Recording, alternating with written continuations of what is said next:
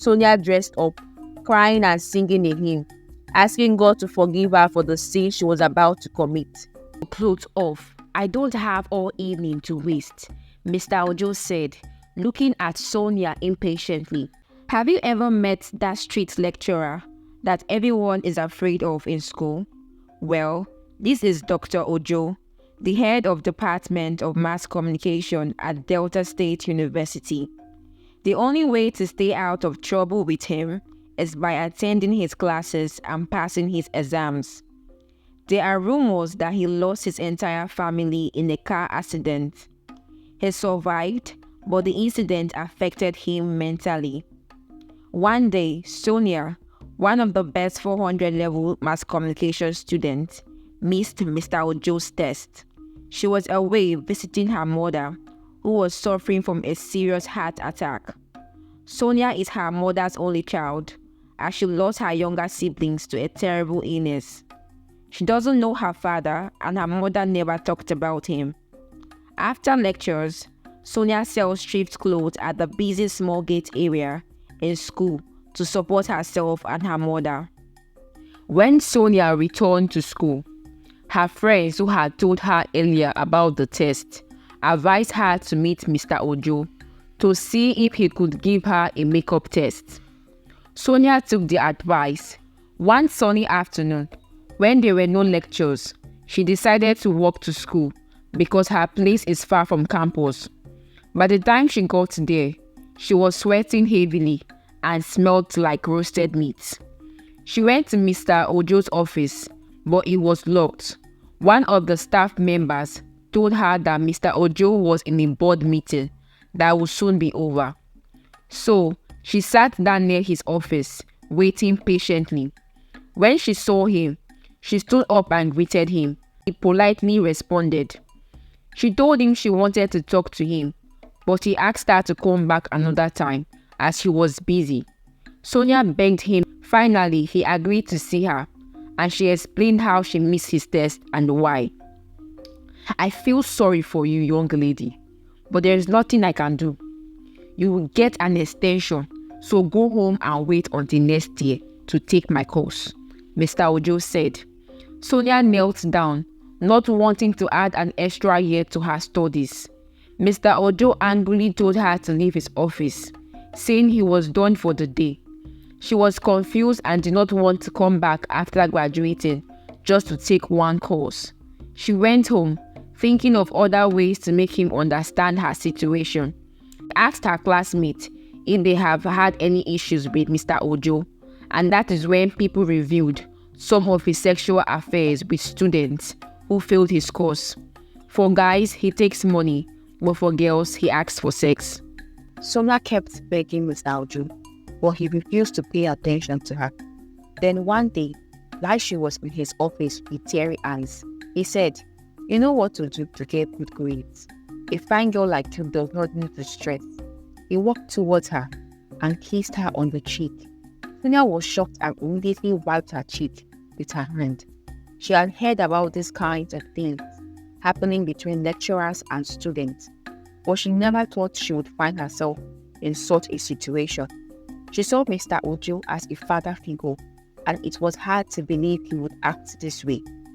"When you are ready to satisfy me, send me the address and I'll be right there," Mr. Ojo said with a smile. "I hope you still have my number. For now, get out of my office."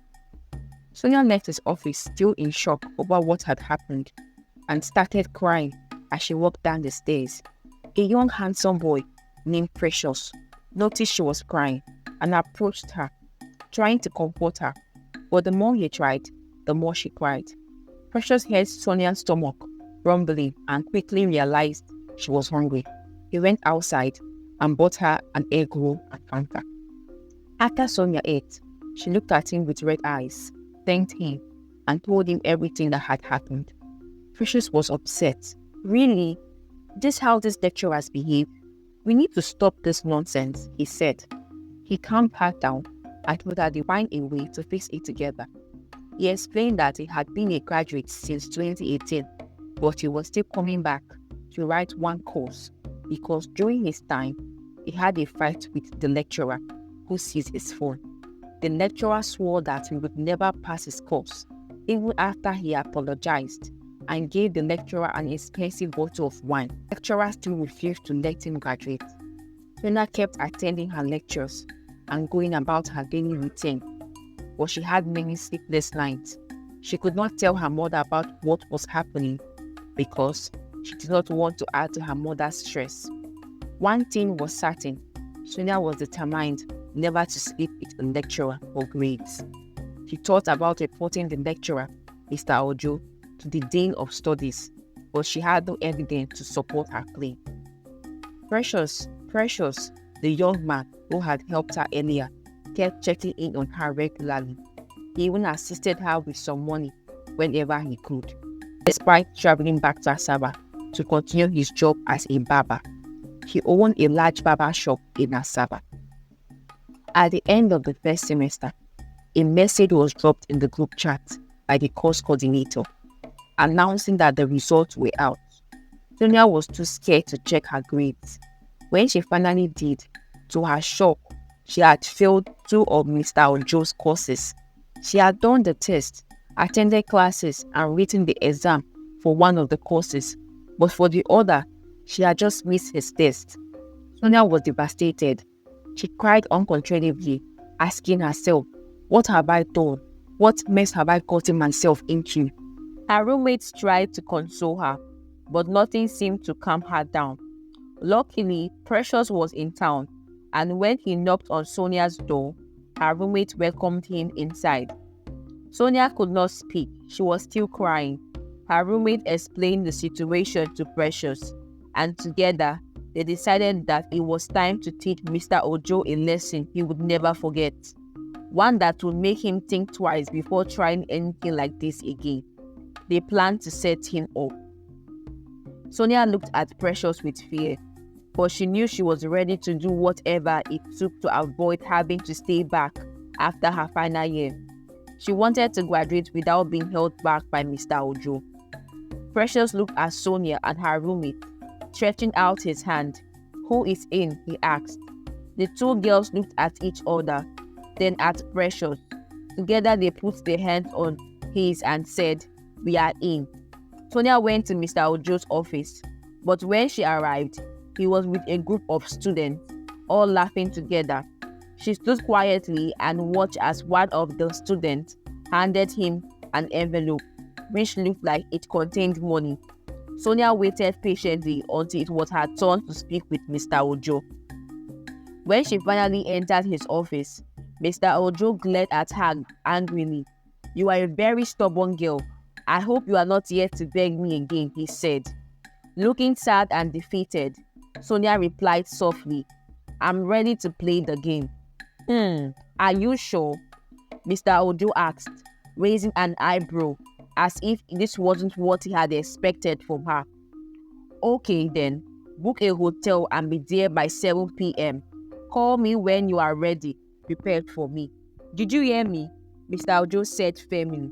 Sonia nodded, her eyes filled with tears as she struggled to respond. "That is all. You can now leave my office," Mr. Ojo said dismissively. As Sonia was about to leave, Mr. Ojo called her back. "Wait, come here," he said. "I'll book the hotel myself. I'll call you, because I don't trust you girls. You girls that date Yahoo boys might call your boyfriend to come and kill me," he sneered. "But you are going to pay for the hotel bills, because I am the prize here," Mr. Ojo added, his face showing anger and arrogance. Sonia left the office, feeling completely defeated, her heart heavy with fear and confusion. At 6 p.m., Sonia dressed up, crying and singing a hymn, asking God to forgive her for the sin she was about to commit. She prayed that God would change Mr. Ojo's mind before she arrived at the hotel. With a heavy heart, she got into a cab and headed to the hotel. Once there, she called Mr. Ojo, who directed her to tell the receptionist that she was a guest for room 306. As she approached the door, her heart was racing. She could not stop thinking about how she was about to lose her virginity to a man old enough to be her father. What if she got pregnant or contracted a disease? She knocked on the door. "Come in," a voice from inside. It was Mr. Ojo. When Sonia entered the room, she was shocked to see him standing there, already undressed, wearing only boxer shorts. He was nearly naked. "Take your clothes off. I don't have all evening to waste," Mr. Ojo said, looking at Sonia impatiently. Sonia apologized, tears streaming down her cheeks. She dropped her bag and sat on the bed, trying to remove her sandals. Suddenly, Mr. Ojo came up behind her, kissing her neck. Then boom, the door swung open. Precious entered the room, holding his phone camera, recording everything. Mr. Ojo's eyes widened in shock. His mouth dropped open and he shouted, "Jesus, Jesus," as he scrambled to find his clothes, but it was too late. Precious confronted him, saying, "You will do exactly what we tell you. If you make a sound or try anything funny, we will send this video to the Vice Chancellor, and I promise you, you will lose your job." Mr. Ojo, now trembling, knelt down in shock. He never expected this, pleading for mercy, saying it was the devil's handiwork. Sonia insisted she did not want a grade she had not earned, so she wrote the text again and passed the exam. The video of Mr. Ojo was still sent to the Vice Chancellor, and Mr. Ojo lost his job. No school would hire him after that. On Sonia's sign-out day, Precious confessed his feelings to her and he proposed. She accepted, and later they got married. When Sonia gave birth to the first child, her mother was in the parlor holding the newborn baby in her arms. As she sat in the chair, she peacefully passed away. Mama Sonia lived to be 75 years old. Sonia and Precious lived happily ever after, building a life together filled with love and joy. Thank you for watching to the very end. See you in our next story. Bye.